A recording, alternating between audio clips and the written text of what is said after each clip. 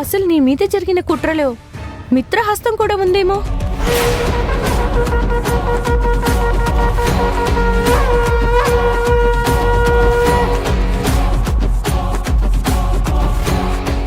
ఏంటక్క మిత్ర గురించి మరీ ఇంత నీచంగా ఆలోచిస్తున్నావు?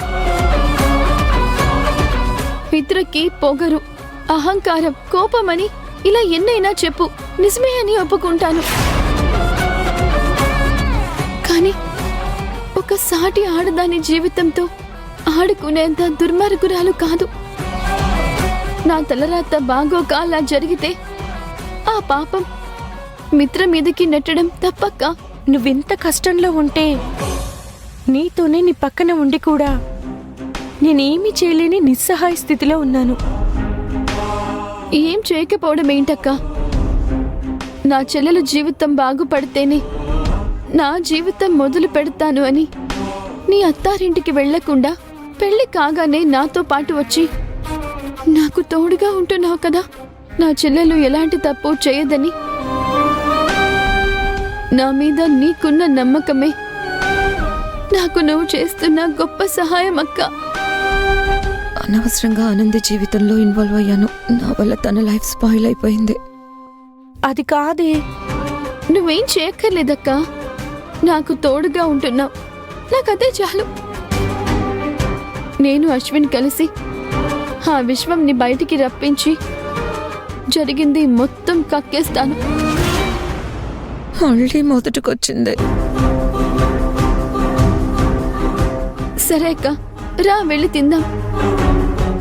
నాకు తినాలని లేదా ఆనంది, నువ్వు వెళ్ళి తిను. అదేంటక్క, నాకిష్టమైన టిఫిన్ చేశానని నాతో చెప్పి ఇప్పుడు రానంటావేంటి? నాకొద్దులే ఆనంది, నువ్వెళ్ళు. సరే, నేనే వెళ్ళి టిఫిన్ తీసుకొస్తాను, ఇద్దరం కలిసి తిందాం.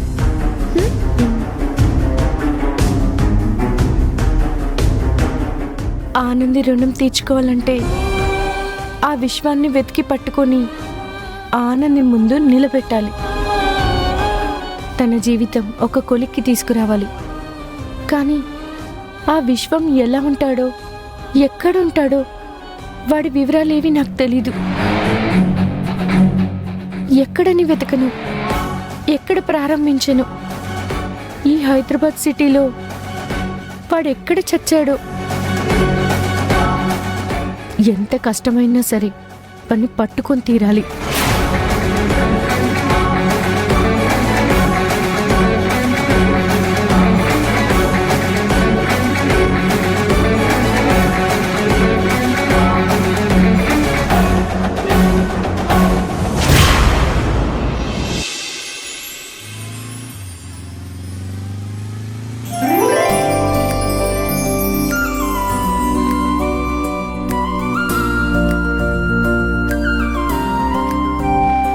పదానంది.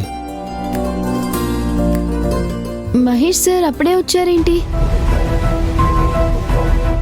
అవును, రోజు 10 దాటాగానే కంపెనీకి రాని మహేష్ సార్ ఈ రోజు ఇంత త్వరగా వచ్చారేంటి?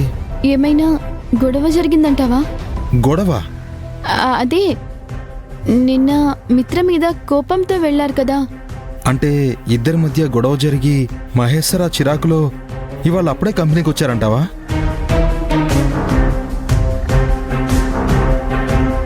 అశ్విన్, నిన్ను మహేష్ గారు తన క్యాబిన్కి రమ్మని చెప్పారు.